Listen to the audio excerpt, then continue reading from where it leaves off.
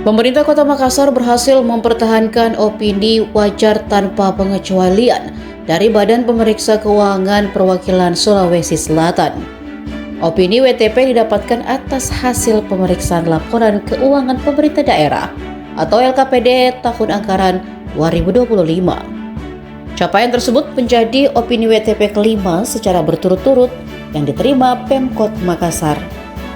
Opini itu disampaikan Kepala BPK Perwakilan Sulsel dalam agenda serah terima laporan hasil pemeriksaan atau laporan keuangan pemerintah daerah 2025. Penyerahan LHP Kota Makassar diberikan bersamaan dengan Kabupaten Sopeng.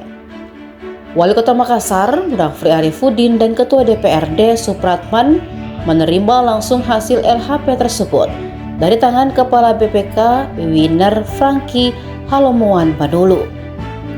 Dalam sambutannya, Kepala BPK menyampaikan pemeriksaan laporan keuangan bertujuan memberikan keyakinan memadai atas kewajaran laporan keuangan pemerintah daerah. 4 kriteria tersebut meliputi kesesuaian dengan standar akuntansi pemerintahan, efektivitas sistem pengendalian internal, kepatuhan terhadap peraturan perundang-undangan, dan kecukupan pengungkapan informasi laporan keuangan. Menurutnya tidak ada LHP yang terbit tanpa pengetahuan kepala daerah dan jajaran.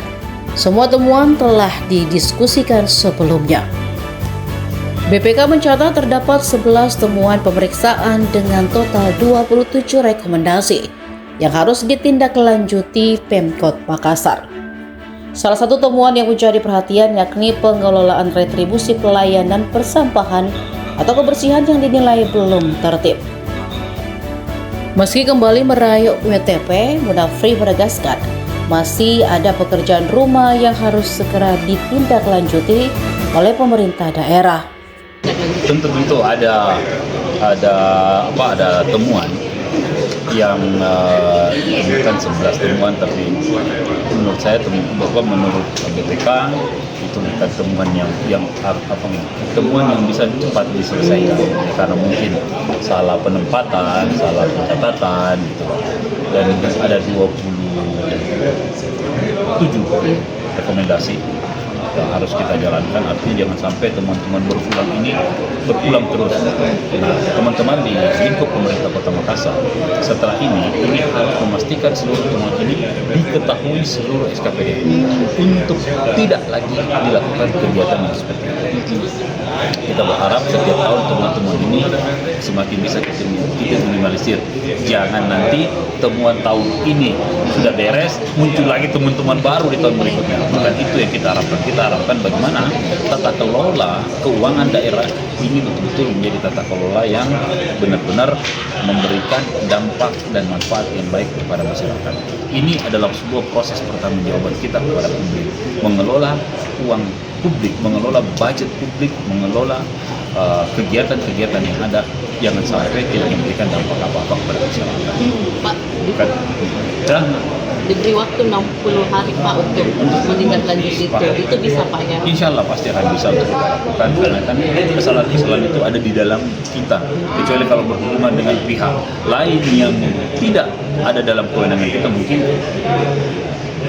toh kita harus mandatori sifatnya untuk menyelesaikan itu.